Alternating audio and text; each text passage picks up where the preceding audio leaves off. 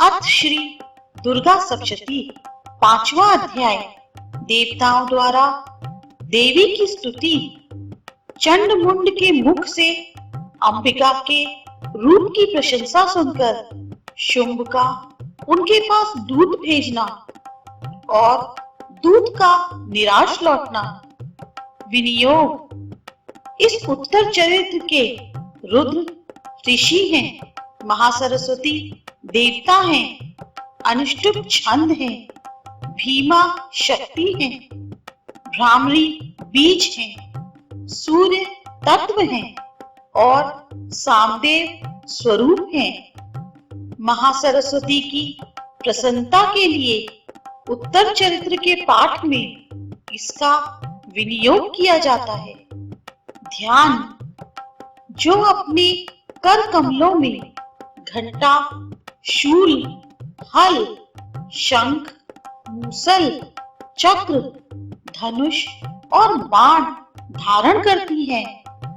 शरद ऋतु के शोभा संपन्न चंद्रमा के समान जिनकी मनोहर कांति है, जो तीनों लोकों की आधारभूता और शुंभ आदि दैत्यों का नाश करने वाली है, तथा गौरी के शरीर से जिनका प्राकट्य हुआ है, उन महासरस्वती देवी का मैं निरंतर भजन करती हूँ।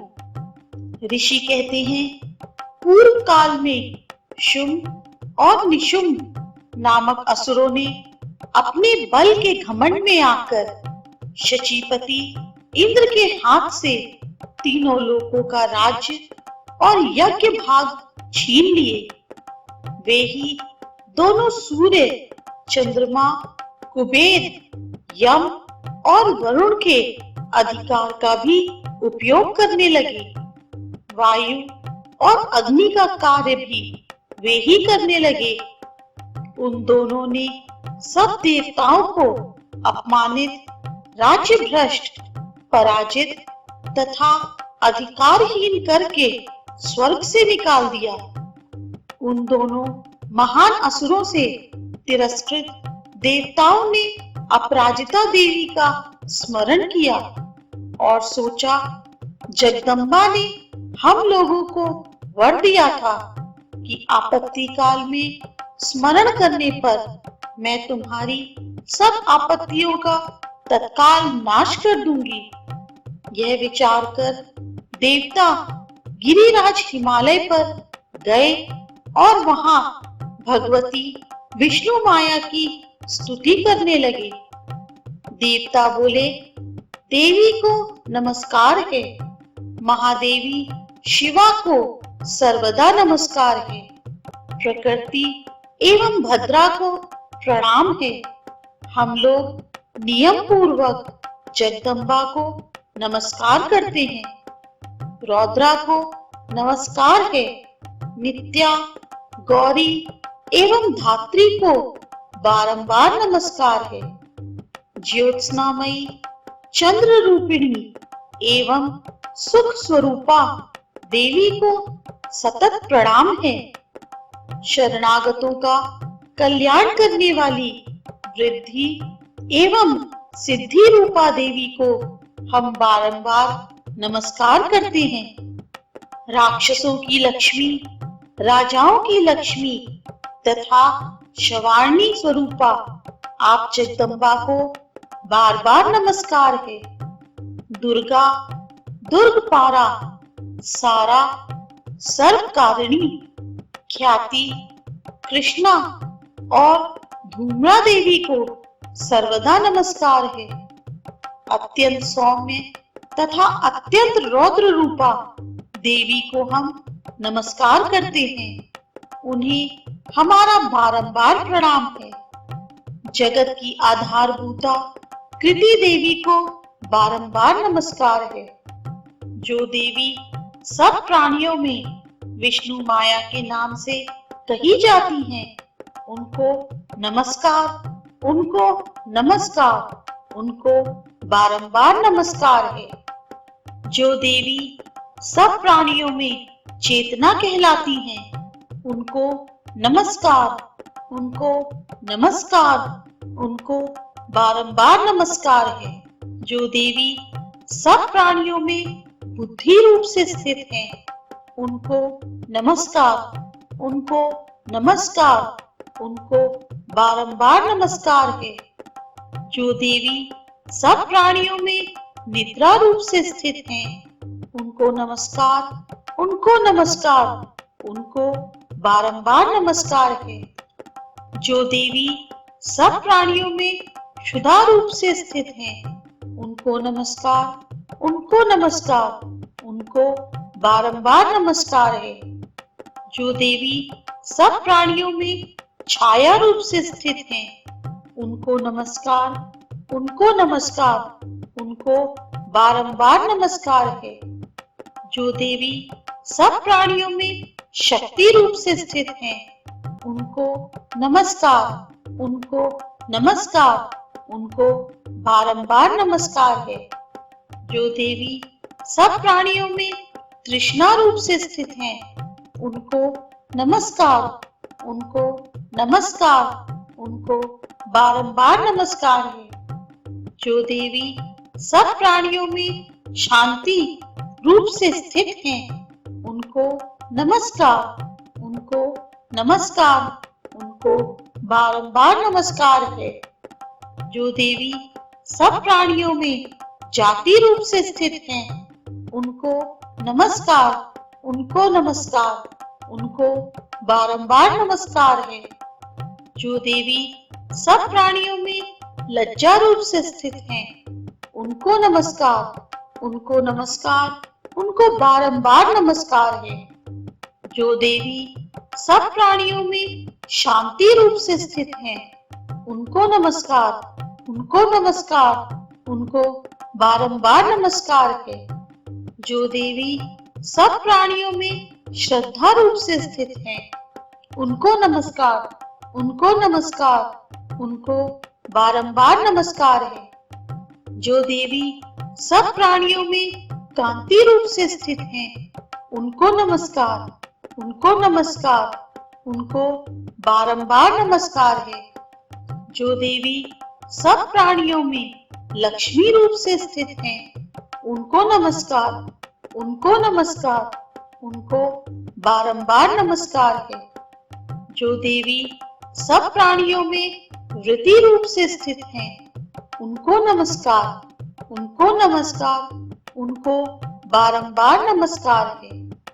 जो देवी सब प्राणियों में स्मृति रूप से स्थित हैं, उनको नमस्कार, उनको नमस्कार, उनको बारंबार नमस्कार है।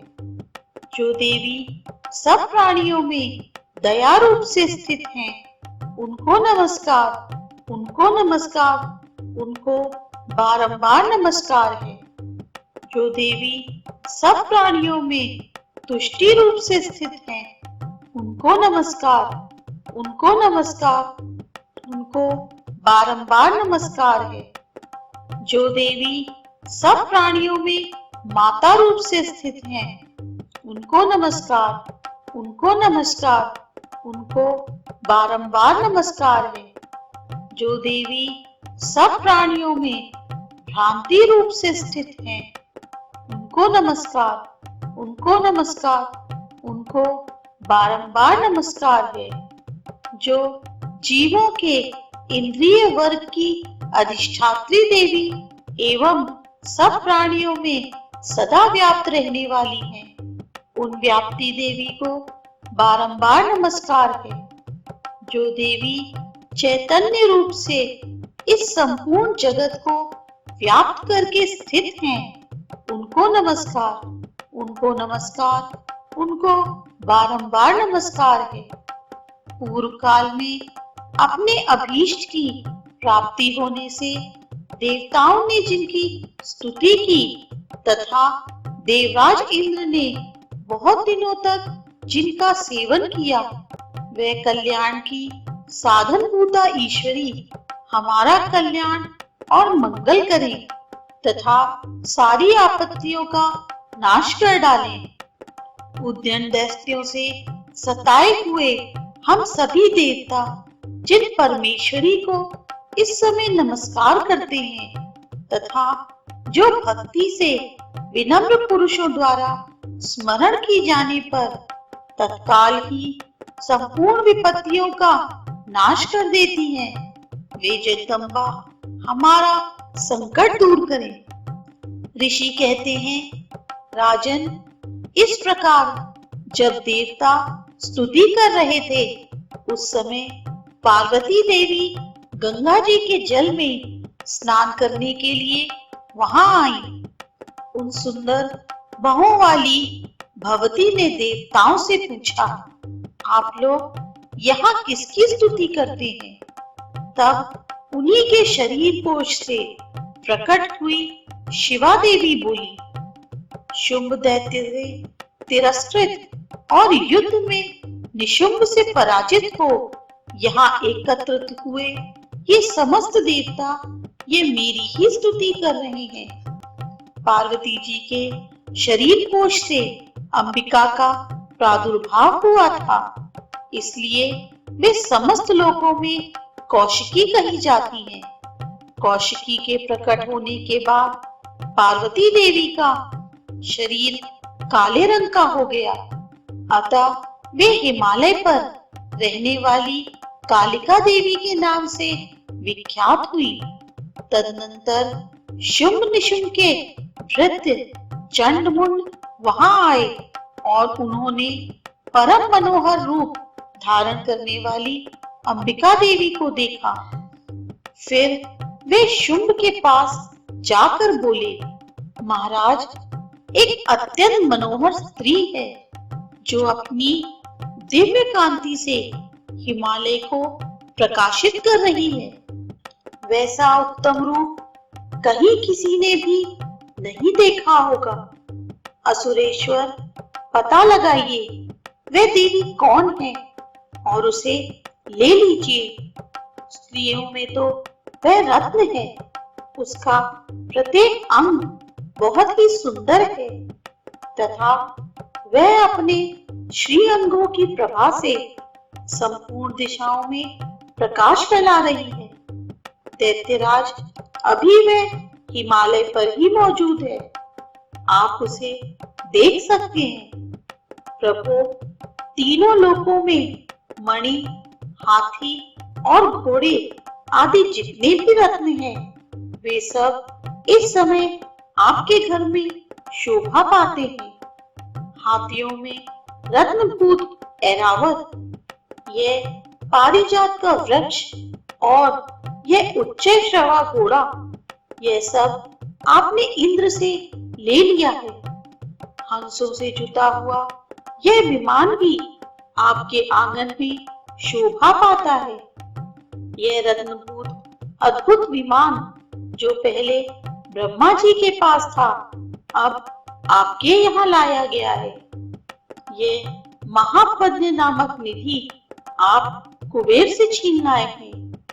समुद्र ने भी आपको किंजलनी नामक माला भेंट की है जो केसरों से सुशोभित है और जिसके कमल कभी कुम्हलाते नहीं हैं। सुवर्ण की वर्षा करने वाला वरुण का छत्र भी आपके घर में शोभा पाता है तथा यह श्रेष्ठ रथ जो पहले प्रजापति के अधिकार में था, अब आपके पास मौजूद है।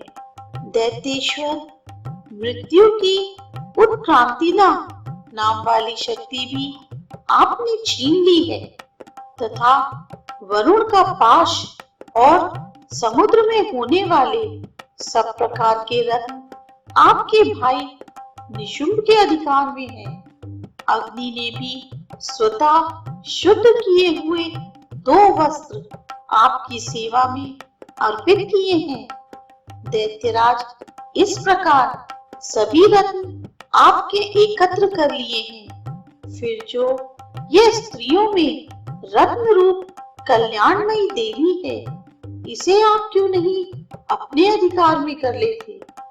ऋषि कहते हैं, चंडमुंड का यह वचन सुनकर शुंभ ने महादैत्य सुग्रीव को दूत बनाकर देवी के पास भेजा और कहा, तुम मेरी आज्ञा से उसके सामने ये बातें कहना और ऐसा उपाय करना जिससे प्रसन्न होकर वे शीघ्र ही यहाँ आ जाए। वे दूत पर्वत के अत्यंत रमणीय प्रदेश में जहाँ देवी मौजूद थी गया और मधुर वाणी में कोमल वचन बोला। दूत बोला, देवी, दैत्यराज शुंभ इस समय तीनों लोकों के परमेश्वर हैं। मैं उन्हीं का भेजा हुआ दूत हूँ और यहाँ तुम्हारे ही पास आया हूँ। उनकी आज्ञा सदा सब देवता एक स्वर से मानते हैं, कोई उसका उल्लंघन नहीं कर सकता। वे संपूर्ण देवताओं को परास्त कर चुके हैं। उन्होंने तुम्हारे लिए जो संदेश दिया है उसे सुनो। संपूर्ण त्रिलोकी मेरे अधिकार में है। देवता भी मेरी आज्ञा के अधीन चलते हैं। संपूर्ण यज्ञों के भागों को मैं ही पृथक पृथक भोगता हूँ। तीनों लोकों में जितने श्रेष्ठ रत्न हैं वे सब मेरे अधिकार में हैं। देवराज इंद्र का वाहन ऐरावत जो हाथियों में रत्न के समान है मैंने छीन लिया है। क्षीर सागर का मंथन करने से जो अश्व रत्न उच्चैश्रवा प्रकट हुआ था उसे देवताओं ने मेरे पैरों पर पड़कर समर्पित किया है। सुंदरी, उनके सिवा और भी जितने रत्नभूत पदार्थ देवताओं, गंधर्वों और नागों के पास थे ये सब मेरे ही पास आ गए हैं। देवी, हम लोग तुम्हें संसार की स्त्रियों में रत्न मानते हैं, अतः तुम हमारे पास आ जाओ, क्योंकि रत्नों का उपभोग करने वाले हम ही हैं। चंचल कटाक्षों वाली सुंदरी, तुम मेरी या मेरे भाई महापराक्रमी निशुंभ की सेवा में आ जाओ, क्योंकि तुम रत्न स्वरूपा हो। मेरा वरण करने से तुम्हें तुलना रहित महान ऐश्वर्य की प्राप्ति होगी। अपनी बुद्धि से यह विचार कर तुम मेरी पत्नी बन जाओ। ऋषि कहते हैं, दूत के यों कहने पर कल्याणमयी भगवती दुर्गा देवी जो इस जगत को धारण करती हैं, मन ही मन गंभीर भाव से मुस्कुराई और इस प्रकार बोली। देवी ने कहा, दूत, तुमने सत्य कहा है, इसमें तनिक भी मिथ्या नहीं है।